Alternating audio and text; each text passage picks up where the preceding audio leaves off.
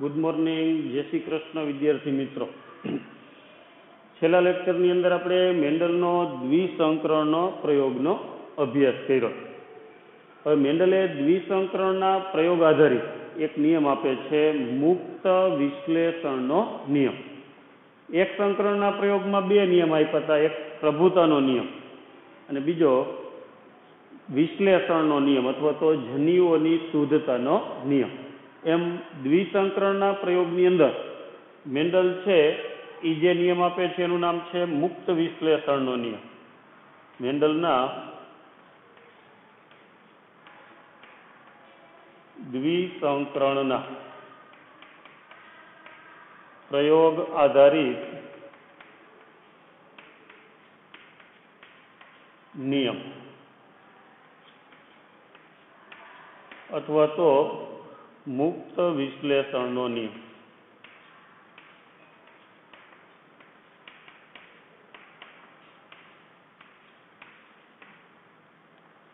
મુક્ત વિશ્લેષણનો નિયમ છે એ મેન્ડલ દ્વારા આપવામાં આવ્યો છે. અને કયા પ્રયોગના આધારે આપવામાં આવ્યો તો કે દ્વિસંકરણના પ્રયોગના આધારે આપવામાં આવ્યો છે. હવે મુક્ત વિશ્લેષણનો નિયમ શું કહે છે તો કે જ્યારે બે લક્ષણોના વારસાને આપણે ધ્યાનમાં રાખતા હોય ત્યારે એક લક્ષણ માટે જવાબદાર જનીનની વહેંચણી એ બીજા લક્ષણ માટે જવાબદાર જનીનની વહેંચણીથી સ્વતંત્ર હોય. મુક્ત વિશ્લેષણનો નિયમ જોઈ એકી સાથે બે લક્ષણના વારસાને ધ્યાનમાં રાખવામાં આવે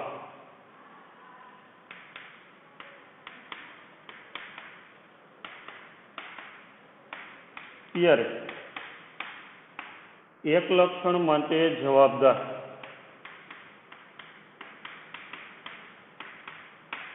જવાબદાર જનીનની વહેંચણી બીજા લક્ષણ માટે જવાબદાર જનીનથી સ્વતંત્ર હોય.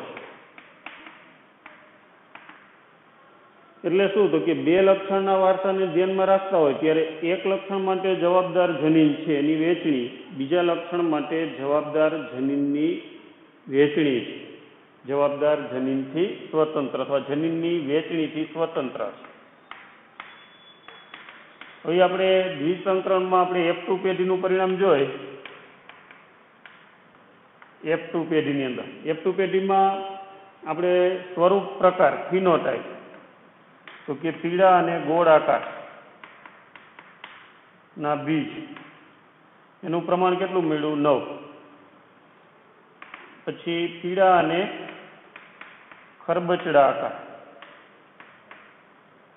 ના બીજ, પછી લીલા અને ગોળાકાર બીજ અને લીલા અને ખરબચડા આકાર.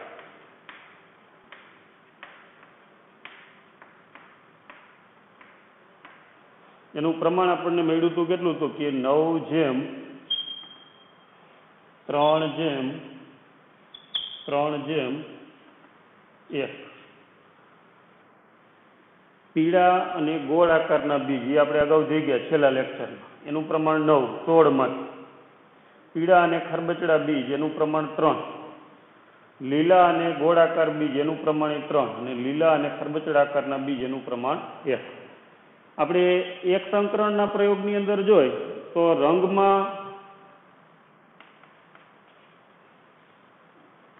પીળો રંગ અને લીલો રંગ એનું પ્રમાણ કેટલું મળે તો કે એક સંકરણના પ્રયોગમાં 3:1 પ્રમાણ મળે. એટલે કે પ્રભાવી અભિવ્યક્તિવાળા 3 અને પ્રચ્છન્નવાળા કેટલા? 1. એ જ રીતે બીજું લક્ષણ જોઈ તો કે આકાર આકારની અંદર આપણે જોઈએ તો ગોળાકાર અથવા લીસી સપાટી અને ખરબચડો આકાર. એનું પ્રમાણ કેટલું મળે તો કે ગોળાકાર 3 અને ખરબચડો આકાર કેટલો 1. એટલે કે પ્રભાવી અભિવ્યક્તિ જે છે એ લગભગ 75% અને પ્રસન્ન અભિવ્યક્તિ 25%. એ જ રીતે આકારમાં ગોળાકાર અને ખરબચડા એ 3:1 પ્રમાણ મળે છે. આ બે અલગ અલગ લક્ષણો અને એનું જે આ પરિણામ છે એ કઈ રીતે મળે? એક સંકરણના પ્રયોગના આધારે. બરાબર, જે આપણે ઊંચાઈનું લક્ષણ લીધું હતું એમાં વધુ ઊંચાઈવાળા 3, ઓછી ઊંચાઈવાળા 1, એમ પીળા રંગવાળા F2 પેઢીમાં એક સંકરણમાં 3:1 પ્રમાણ, ને આકારમાં ગોળાકાર ને ખરબચડા આકારનું F2 પેઢીમાં પ્રમાણ કેટલું મળે તો કે 3:1. હવે આ બેને આપણે જોડી, જો પીળો અને ગોળાકાર, પીળો રંગ અને ગોળાકાર, એ બેનો સરવાળો કરો તો 3 × 3, એટલે આ ગુણાકાર કરો તો કેટલું પ્રમાણ થાય? 9. પછી પીળો અને ખરબચડો, પીળા અને ખરબચડા,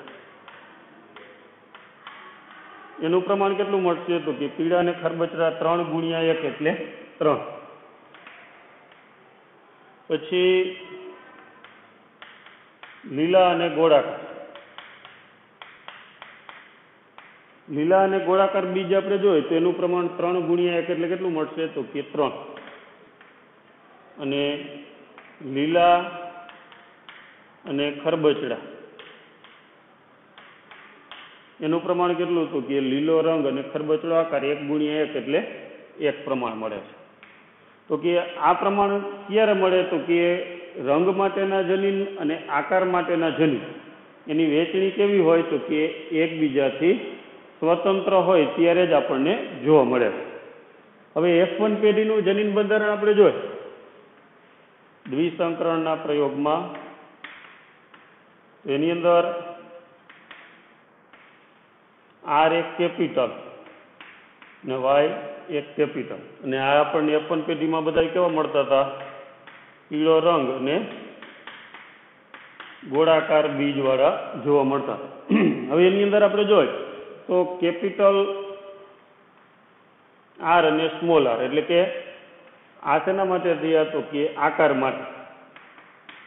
હવે એની વહેંચણી થાય ત્યારે કેપિટલ R વાળા 50% જન્યુ બને અને સ્મોલ r વાળા 50% જન્યુ બને. એટલે કે આ જન્યુ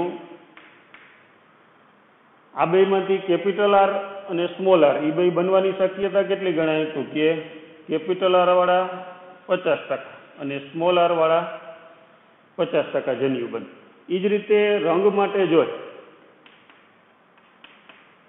કેપિટલ Y અને સ્મોલ y, આમાંથી આની વહેંચણી એ કેના માટે છે તો કે રંગ માટે.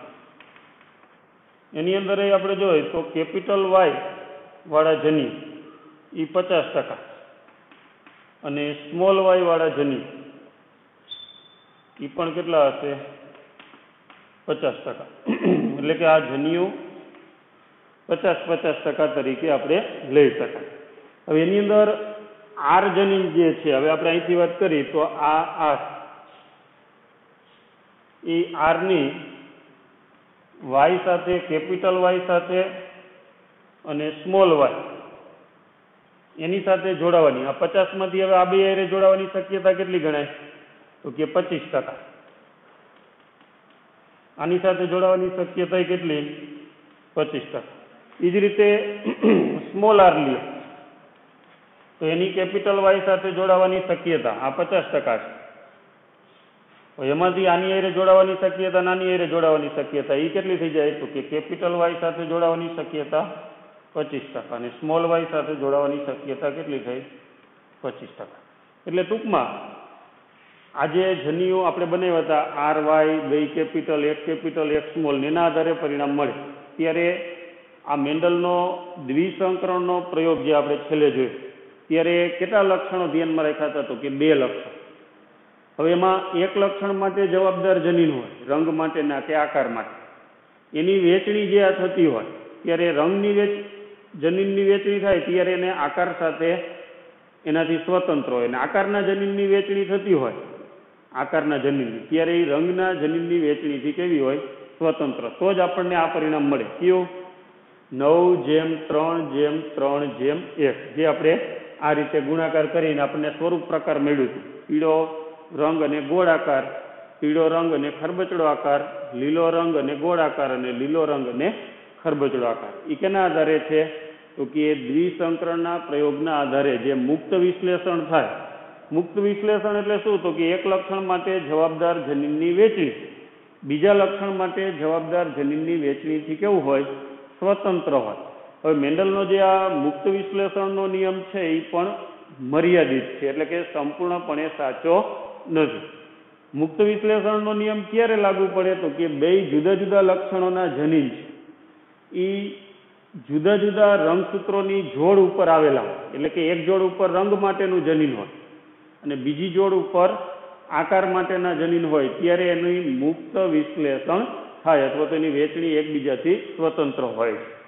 પણ જ્યારે એવું બને કે બે લક્ષણના જનીનો રંગસૂત્રની એક જ જોડ ઉપર હોય, ત્યારે એની મુક્ત વિશ્લેષણ થઈ શકતું નથી. એટલે કે મેન્ડલનો મુક્ત વિશ્લેષણનો નિયમ અમુક હદ સુધી સાચો છે, જ્યારે કેટલાક કિસ્સાની અંદર એમાં ખોટો પણ પડે છે. મુક્ત વિશ્લેષણના નિયમ પછી આપણે આગળ જોઈએ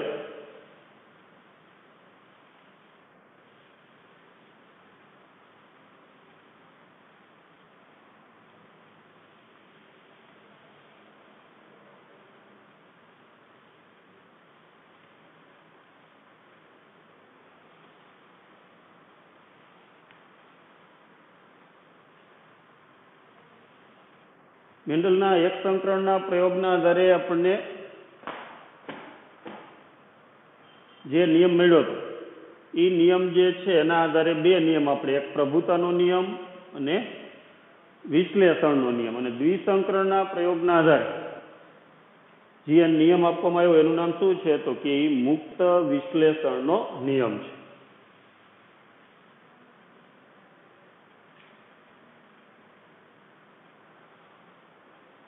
ત્યાર પછી આપણે જોઈએ તો મેન્ડલનું જે કાર્ય છે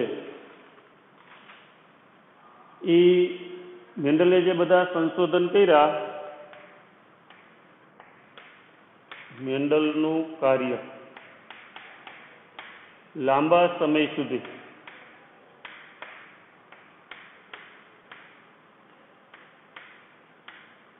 શા માટે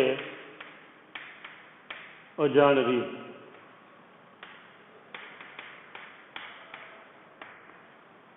હવે મેન્ડલ જે છે એ જે પ્રયોગ કર્યા હતા વહેલા, અથવા તો મેન્ડલ જે છે નું કાર્ય 1900 સુધી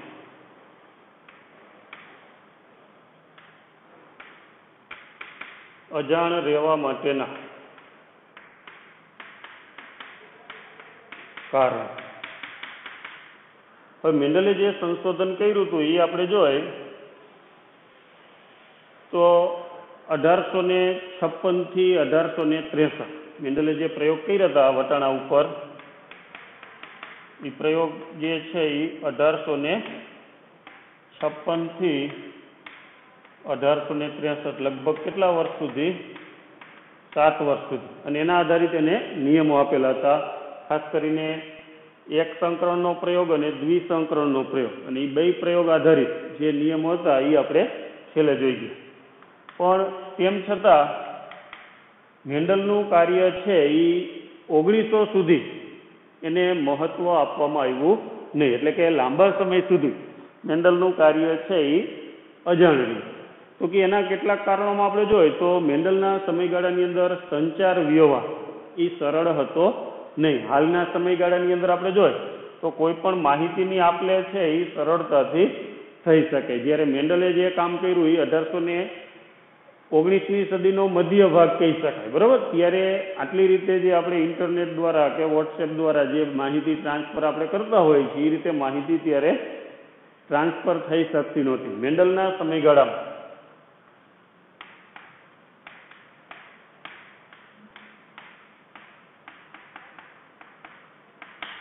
સંચાર વ્યવહાર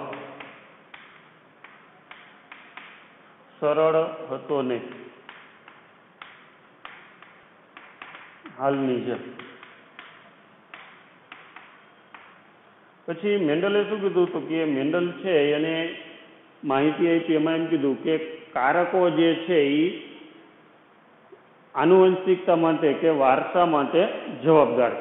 લક્ષણ એક પેઢીમાંથી બીજી પેઢીમાં આવે છે, એ કેના દ્વારા આવે તો કે કારક અથવા તો જેને આપણે અત્યારે જનીન તરીકે ઓળખાવી છે. એટલે મેન્ડલે એમ કીધું કે કારકો છે અથવા તો જનીનો એ સજીવમાં એક લક્ષણ માટેના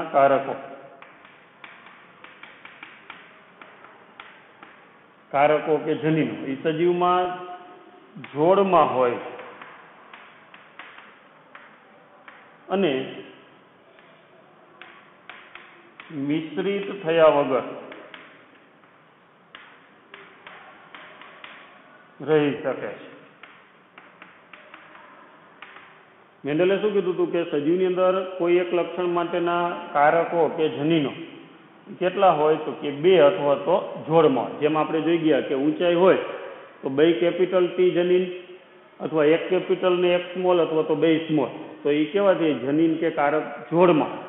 અને એ એક સજીવની અંદર 2 કારકો કઈ રીતે રહી શકે તો કે મિશ્રિત થયા વગર રહી શકે. અને આ વાત છે એના સમકાલીનોને સ્વીકાર્ય નથી. તે એના સમકાલીન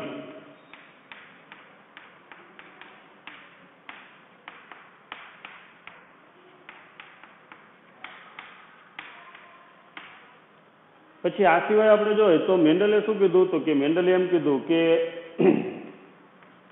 કારકો જે છે એનું સ્થાન અથવા તો એની હાજરીનું પ્રમાણ મેન્ડલ દર્શાવી શક્યો નહીં. અને કારક છે એ કયા દ્રવ્યના બનેલા.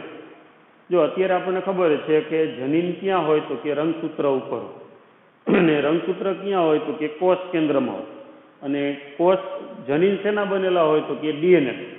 એ બધી માહિતી અત્યારે આપણી પાસે છે, પણ મેન્ડલ છે એ માહિતી પૂરી પાડી શકતો નથી. એટલે કે કારકો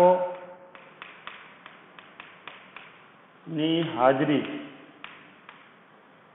માટે તેનું સ્થાન દર્શાવી શક્યો નહીં.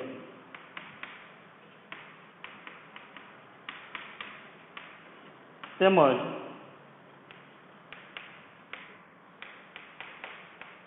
કારકો કયા દ્રવ્યના બનેલા છે તેની માહિતી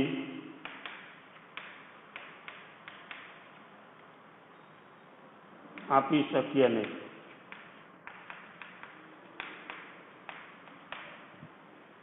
મેન્ડલ છે એ કારક જે છે એનું સ્થાન કઈ જગ્યાએ જનીનો કે કારકો હોય એ પણ સમજાવી શકતા નથી.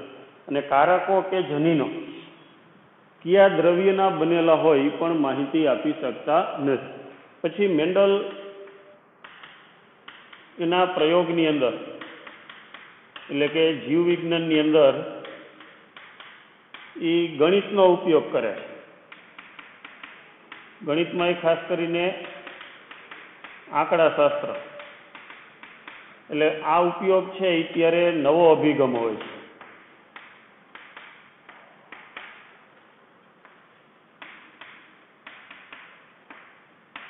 એટલે તે તેના સમકાલીન માટે સ્વીકાર્ય ન હતું.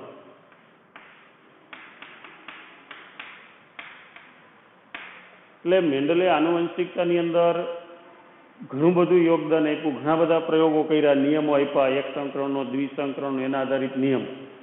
પણ તેમ છતાં મેન્ડલ જે છે એ જ્યારે આ બધા સંશોધન કરે છે લાંબા સમય સુધી, તેમ છતાં એને કોઈ ખાસ મહત્વ આપવામાં આવતું નથી. એનું કારણ આપણે જોઈએ તો આપણે 3-4 કારણોમાં મેન્ડલ છે એ લગભગ 1882માં મૃત્યુ પામે. એટલે કે એના મૃત્યુ પછી 1900ની અંદર એના કાર્યનું છે એ પુનઃ સંશોધન થાય છે અને ત્યાર પછી એને મહત્વ આપવામાં આવે છે. એટલે કે મેન્ડલના મૃત્યુ પછી એના કાર્યનું પુનઃ સંશોધન થાય છે અને ત્યાર પછી એને યોગ્ય મહત્વ અથવા તેને જીનેટિક્સના જનીન વિદ્યાના પિતા તરીકેનું બિરુદ આપવામાં આવે. મેન્ડલ જ્યાં સુધી જીવિત હતો ત્યાં સુધી એને કાર્યનું કોઈ યોગદાન, એને જે ફળ મળવું જોઈએ, એને જે ક્રેડિટ મળવી જોઈએ, એને જે મહત્વ આપવું જોઈએ, એવું કોઈ ત્યારે એને મળ્યું નહીં. એના કારણો ક્યાં તો કે એક તો ત્યારે સંચાર વ્યવહાર, માહિતીની આપ-લે જે છે અત્યારે સરળતાથી થઈ શકે એવી રીતે ત્યારે થઈ શકતી નહોતી. એટલે એની મેન્ડલે બધા એના પ્રયોગોના સંશોધનો કર્યા, એના જે નિયમો આપ્યા એ એક જગ્યાએથી બીજી જગ્યાએ ટ્રાન્સફર, જ્યાં માહિતી પહોંચવી જોઈએ ત્યાં સુધી પહોંચી શકી નહીં. એના કારણે એને મહત્વ મળ્યું નહીં. પછી મેન્ડલે શું કીધું હતું તો કે લક્ષણ માટે જે કારકો છે જનીનો, એ સજીવની અંદર કેવા હોય તો કે 2 હોય અથવા તો જોડમાં, અને સજીવની અંદર એ કારકો કે જનીનો મિશ્ર થયા વગર ભેગા રહે છે. એ વાત પણ ત્યારે એની હારે જે સંશોધન કરતા બીજા હતા, બરાબર, જીનેટિક્સનો અભ્યાસ કરતા જનીન વિદ્યાના, એ લોકો આ વાતને સ્વીકારતા નથી. ત્રીજું આપણે જોઈએ તો કારક જે મેન્ડલ એમ કહેતો કે પિતૃ પેઢીમાંથી કારકો F1 પેઢીમાં આવે, સંતતિમાં આવે, તો એ કારક જે છે એ કીએ છે તો એ કારક ક્યાં આવેલા, બરાબર, તો મેન્ડલને એ માહિતી હતી નહીં. એનું કારણ શું હતું તો કે આ સમયગાળામાં માઇક્રોસ્કોપની પણ શોધ નહોતી થઈ, અને માઇક્રોસ્કોપની શોધ ન હોય એટલે સ્વાભાવિક છે કે કોષ કેન્દ્રની, રંગસૂત્રોની એવી કોઈ માહિતી ત્યારે પ્રાપ્ત હતી નહીં. અને એના કારણે મેન્ડલનું કાર્ય છે એ જે મેન્ડલને કારકનું સ્થાન બતાવવું જોઈએ કે એ કોષની અંદર, કોષ કેન્દ્રમાં રંગસૂત્ર ઉપર આવેલા, એ મેન્ડલ સમજાવી શક્યો નહોતો. પછી કારકો કયા દ્રવ્યના બનેલા હોય છે? અત્યારે આપણે જાણીએ છીએ કે જનીન શેના બનેલા હોય તો કે DNA, બરાબર, પણ મેન્ડલ પાસે ત્યારે એ માહિતી હતી નહીં. એટલે મેન્ડલ આવા પ્રશ્નોનો જવાબ એના બીજા સાથીદારોને આપી શકતો નથી. એટલે મેન્ડલની વાત ત્યારે બહુ સ્વીકારવામાં આવી નહીં. પછી મેન્ડલે જે પ્રયોગ કર્યા એમાં આંકડાશાસ્ત્ર, ગણિતનો એક ભાગ છે, સંભાવના, ખાસ કરીને આંકડાશાસ્ત્રમાં, બરાબર, તો એ માહિતી આધારિત એને બધા નિયમો તાર્યા હતા કે આ 3/4 આટલા મળે ને 1/4 આ રીતે, એના આધારે પ્રભુતાનો નિયમ. તો આ ગણિત જીવવિજ્ઞાનની અંદર આરે જોડવાનું, આંકડાશાસ્ત્રને જોડવાનું, એ ત્યારે કોઈ બધા સ્વીકારવા તૈયાર હતા નહીં. કારણ કે એ ત્યારે ગણિતનો, આંકડાશાસ્ત્ર પણ હજી એની શરૂઆત હતી. એટલે મેન્ડલનું કાર્ય જે છે એ ત્યારે સ્વીકારવામાં આવ્યું નહીં. હવે મેન્ડલના કાર્ય પછી આપણે જોઈએ તો મેન્ડલના સમયગાળા પછીનો જે સમયગાળો, એમાં 1900ની અંદર એ મેન્ડલનું કાર્ય છે એ પુનઃ સંશોધિત થાય છે.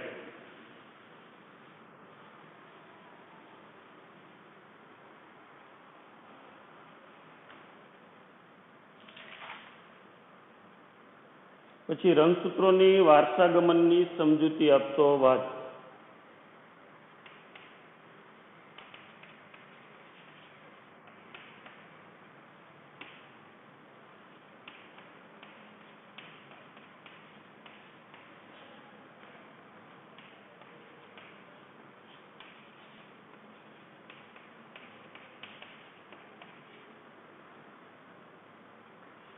મેન્ડલ જે કારકો છે એને પછી રંગસૂત્ર હારે જોડવામાં આવે છે, અને રંગસૂત્રો છે એ એક પેઢીમાંથી બીજી પેઢીની અંદર જાય છે.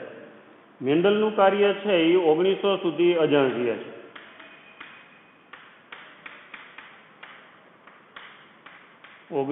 સુધી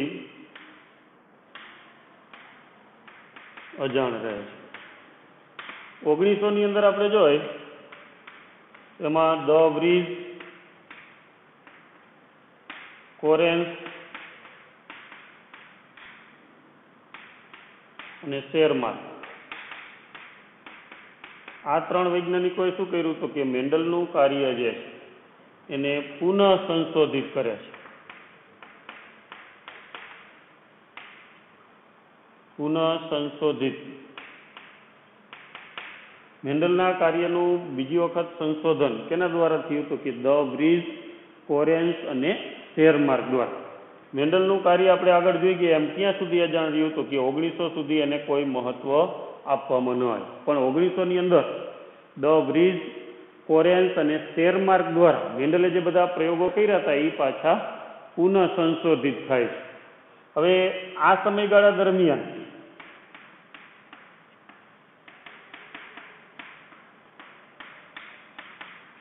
માઇક્રોસ્કોપ અથવા તો સૂક્ષ્મદર્શક યંત્રની શોધ થઈ ગઈ.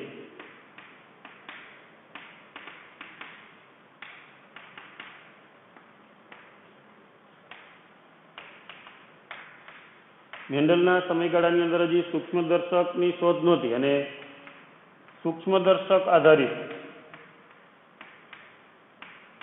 માઇક્રોસ્કોપના આધારે કોષ વિભાજન,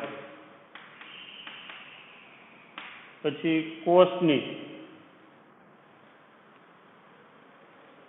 કોષની શોધ થઈ અને એમાં કોષ કેન્દ્રની શોધ થઈ ચૂકી હતી. ત્યારની વાત કરી છે 1900ની અંદર. 1900માં સૂક્ષ્મદર્શક યંત્રની શોધ થઈ અને સૂક્ષ્મદર્શક યંત્રની શોધ થવાના કારણે કોષની અને કોષ કેન્દ્રની પણ શોધ થઈ અને આગળ જતા કોષ કેન્દ્રમાં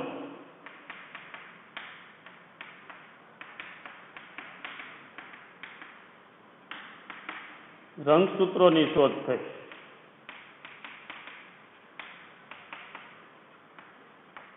અને રંગસૂત્રો જે છે એની વહેંચણી કોષ વિભાજન દરમિયાન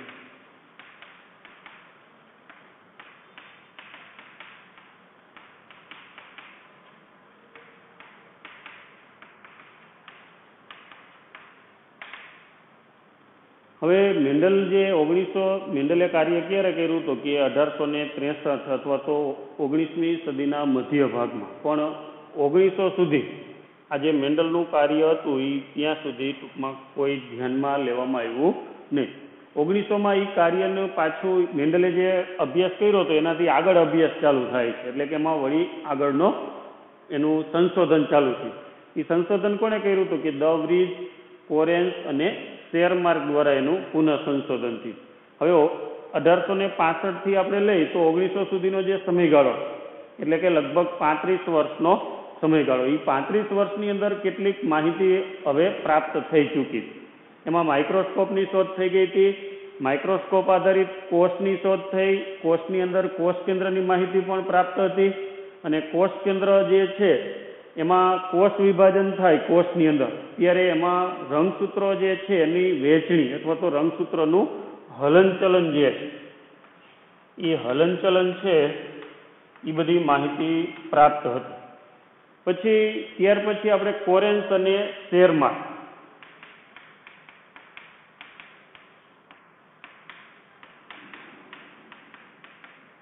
એણે એવું કીધું કે મેન્ડલના જે કારકો હતા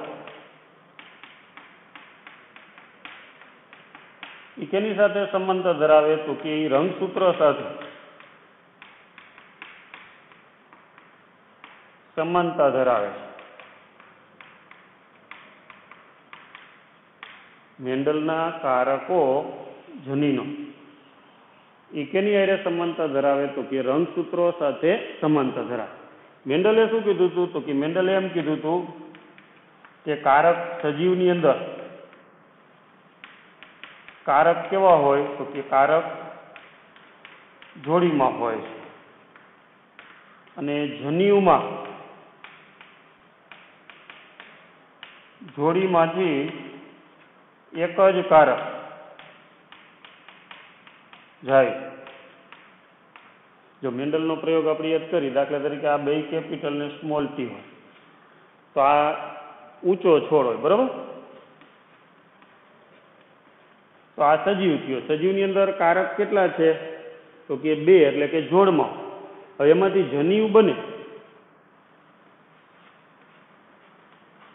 તો જન્યુની અંદર જોડીમાંથી કેટલા કારક આવે તો કે આ જોડીમાંથી એક જ કારક આવે. એવું કોણે કીધું હતું? મેન્ડલ.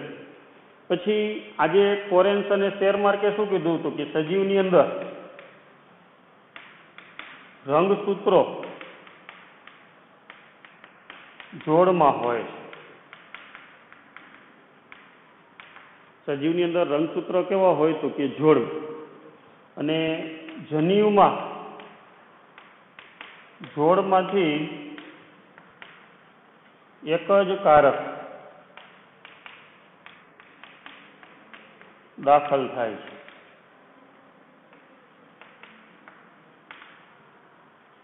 સજીવની અંદર રંગસૂત્રો કેવા હોય? આપણે દાખલા તરીકે મનુષ્યની વાત કરી,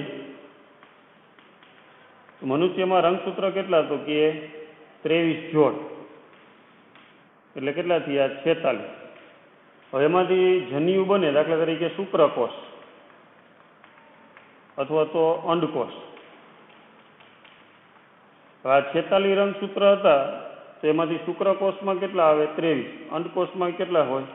23. એટલે કે આ જન્યુ બને, એ જન્યુની અંદર રંગસૂત્ર છે એ જોડીમાંથી એક જ રંગસૂત્ર આવે.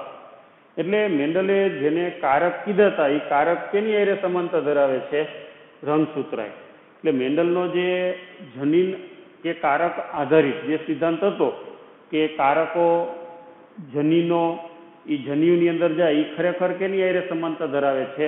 તો કે રંગસૂત્ર સાથે. એટલે રંગસૂત્ર છે એને એક પેઢીમાંથી બીજા પેઢીમાં જે સજીવ હોય એમાંથી અડધા રંગસૂત્ર જાય છે, અને એના દ્વારા એ રંગસૂત્રો ભેગા થવાથી પાછા મૂળ રંગસૂત્ર આપણને જોડમાં મળી જાય છે. એ આપણે અત્યારે જાણીશું. પણ એની શરૂઆત કેના દ્વારા? તો કે પહેલાં તો મેન્ડલે જે કાર્ય કર્યું હતું એ 1865ની આજુબાજુ લગભગ એના બધા પ્રયોગોનું અને એના વાદનું સંશોધન થઈ ગયું. પણ 35 વર્ષ સુધી, એટલે કે 1900 સુધી એનું કાર્ય અજાણ રહ્યું. તો એ 1900ની અંદર એ કાર્ય પાછું બીજી વખત સંશોધિત થાય છે, એટલે કે પુનઃ સંશોધિત થાય છે. અને એ કેના દ્વારા પુનઃ સંશોધન થયું? તો કે દ વ્રીઝ, કોરેન્સ અને શેરમાર્ક દ્વારા એના કાર્યનું પુનઃ સંશોધન થાય છે. હવે આ સમયગાળાની અંદર આપણે જોઈએ તો એમાં સૂક્ષ્મદર્શક યંત્રની પણ શોધ થઈ ગઈ છે. સૂક્ષ્મદર્શક યંત્રની શોધના કારણે કોષની શોધ થઈ, અને કોષની અંદર કોષ કેન્દ્રની પણ શોધ થઈ ગઈ. અને આગળ જતા કોષ કેન્દ્રમાંથી જે કોષ વિભાજન થાય ત્યારે રંગસૂત્ર છે એની વહેંચણી અથવા તો રંગસૂત્રોનું હલનચલન, આ બધી માહિતી ક્યાં સુધી મળી ગઈ હતી? 1900 સુધી. પછી કોરેન્સ અને શેરમાર્કે એમ કીધું કે મેન્ડલના જે કારકો હતા એ કેની હારે સમાનતા ધરાવે છે? તો કે કારકો કે જનીનો એ રંગસૂત્ર સાથે સમાનતા ધરાવે છે. મેન્ડલે એમ કીધું હતું કે સજીવમાં કારક જોડીમાં, તો કોરેન્સ અને શેરમાર્કે એમ કીધું કે રંગસૂત્રો એ સજીવમાં કેવા હોય? જોડમાં. પછી મેન્ડલે એમ કીધું કે જન્યુમાં જોડીમાંથી એક જ કારક આવે.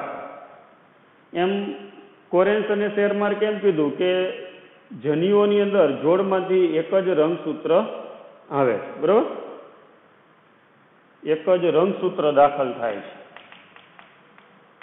એટલે મેન્ડલ જેને કારક કહેતો હતો એ આગળ જતા પછી રંગસૂત્ર તરીકે ઓળખવામાં, એટલે રંગસૂત્ર છે એના આધારે સમજાવી શકાય છે.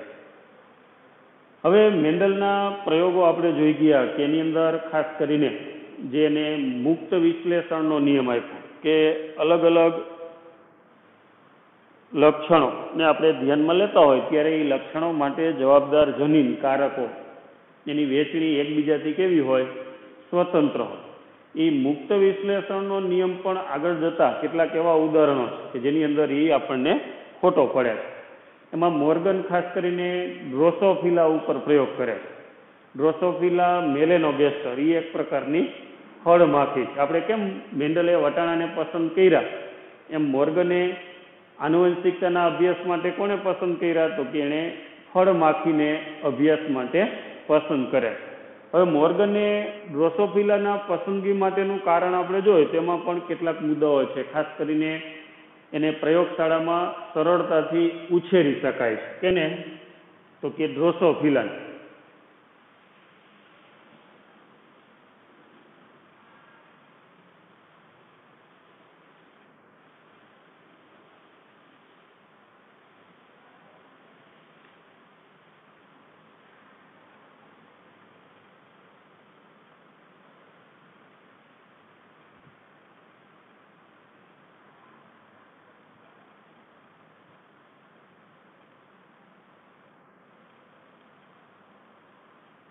મોર્ગને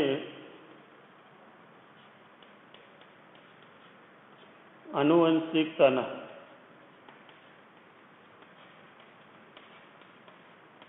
અભ્યાસ માટે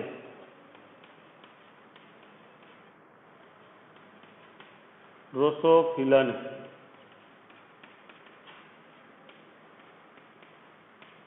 શા માટે પસંદ કરી?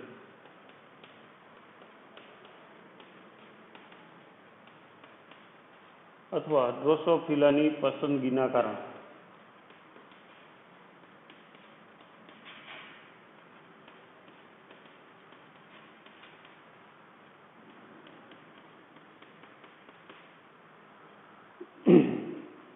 હવે ડ્રોસોફિલાની પસંદગીના કેટલાક કારણો, એમાં એક તો આપણે જોઈએ તો ડ્રોસોફિલાને પ્રયોગશાળામાં સરળતાથી ઉછેરી શકાય. જો અમુક એવા ઝેરી પ્રાણી હોય તો એને આપણે પ્રયોગશાળામાં ઉછેરવો તો એ આપણે સરળતાથી ઉછેરી ન શકીએ, પણ આ ફળમાંથી છે એને આપણે સરળતાથી ઉછેરી શકાય છે. ડ્રોસોફિલન પ્રયોગશાળામાં સરળતાથી ઉછેરી શકાય છે. પછી ડ્રોસોફિલાનું જીવનચક્ર છે એ ટૂંકું છે, લગભગ 1 થી 2 અઠવાડિયા જેટલું જ હોય છે, એટલે વધુ સંતતિનો અભ્યાસ થઈ શકે. આપણે અગાઉ જોઈ ગયા કે આયુષ્ય બહુ લાંબુ હોય એ સજીવ આનુવંશિકતા માટે ઉપયોગી ગણાય નહીં, કારણ કે એમાં 2-3 પેઢીનો અભ્યાસ કરવો હોય તો એમાં બહુ મોટો સમયગાળો પસાર થઈ જાય, એટલે એ સજીવને આનુવંશિકતા માટે ન લઈ શકાય. જો ડ્રોસોફિલાનું આયુષ્ય ટૂંકું હોય છે,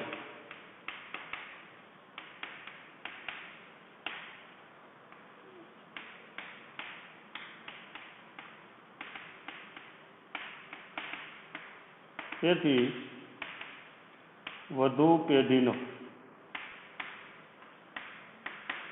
અભ્યાસ થઈ શકે છે.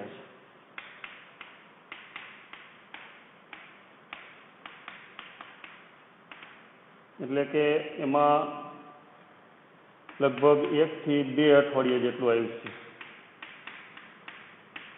આયુષ્ય ટૂંકું હોય એ પણ આનુવંશિકતાના અભ્યાસમાં વધુ ઉપયોગી ગણાય. પછી ડ્રોસોફિલામાં નર અને માદા ભિન્ન હોય છે અને તેને સરળતાથી ઓળખી શકાય છે.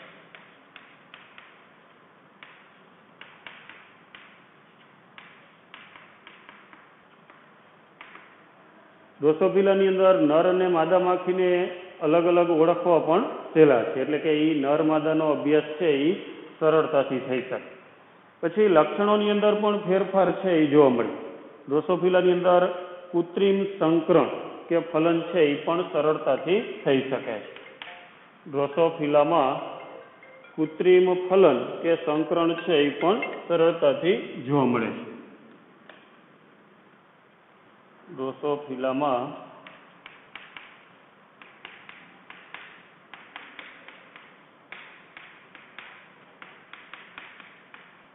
કે સંકરણ સહેલાઈથી થઈ શકે.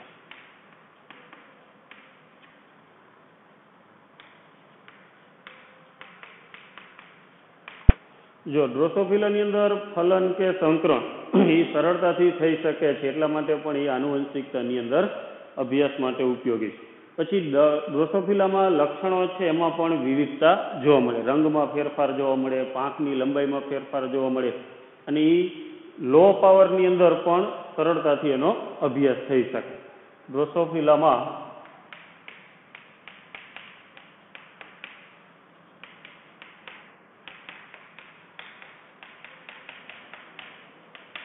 લક્ષણોમાં વિવિધતા જોવા મળે છે.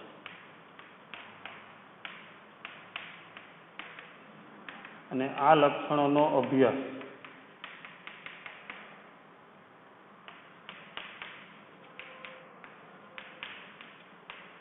પણ સહેલાઈથી થઈ શકે છે.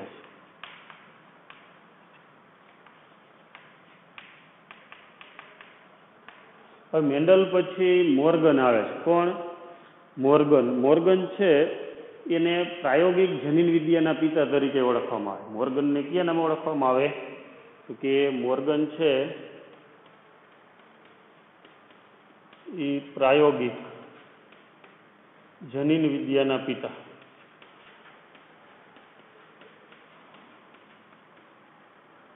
મેન્ડલને જનીન વિદ્યાના પિતા કહેવામાં આવે અને મોર્ગનને પ્રાયોગિક જનીન વિદ્યાના પિતા તરીકે ઓળખવામાં આવે. મેન્ડલે વટાણાના છોડ ઉપર પ્રયોગ કર્યા હતા. મોર્ગન છે એણે ડ્રોસોફિલા એક માખી છે, ફળ માખી, એના ઉપર એ પ્રયોગ કરે છે. હવે મોર્ગન ડ્રોસોફિલાને શા માટે પસંદ કરે આનુવંશિકતાના અભ્યાસમાં? તો કે એના માટેના પણ કેટલાક કારણો છે. ડ્રોસોફિલાને એક તો આપણે પ્રયોગશાળામાં સહેલાઈથી ઉછેરી શકીએ. ડ્રોસોફિલાનું જીવનચક્ર ટૂંકું હોય એટલે વધુ પેઢીનો અભ્યાસ થઈ શકે, 1 થી 2 અઠવાડિયા જેવું. ડ્રોસોફિલામાં નર અને માદા બે જુદી હોય એટલે એને સરળતાથી અલગ પણ પાડી શકાય છે. પછી ડ્રોસોફિલામાં કૃત્રિમ ફલન કે સંકરણ એ પણ સહેલાઈથી થઈ શકે અને ડ્રોસોફિલામાં લક્ષણો અલગ અલગ પ્રકારના, એ લક્ષણોનો અભ્યાસ પણ સહેલાઈથી થઈ શકે અને માઇક્રોસ્કોપની અંદર લો પાવરની અંદર પણ એ બધા લક્ષણો સહેલાઈથી આપણે જોઈ શકાય છે. એટલે માઇક્રોસ્કોપમાં અભ્યાસમાં લક્ષણો વિવિધતાનો એ માઇક્રોસ્કોપમાં સહેલાઈથી એનો અભ્યાસ થઈ શકે. તો આવા બધા કારણોને લીધે મોર્ગન છે એ આનુવંશિકતાના અભ્યાસ માટે કેની પસંદગી કરે? તો કે ડ્રોસોફિલાની પસંદગી કરે છે. અને એના આધારિત આપણે જે સહલગ્નતા છે એ સહલગ્નતાનો પ્રયોગ જે છે એ આપણે આગળના લેક્ચરની અંદર જોશું. તો અહીંયા મોર્ગન સુધી આપણે રાખીએ. વ્યવસ્થિત બધી થિયરી છે એ તૈયાર કરી નાખવાની. હા.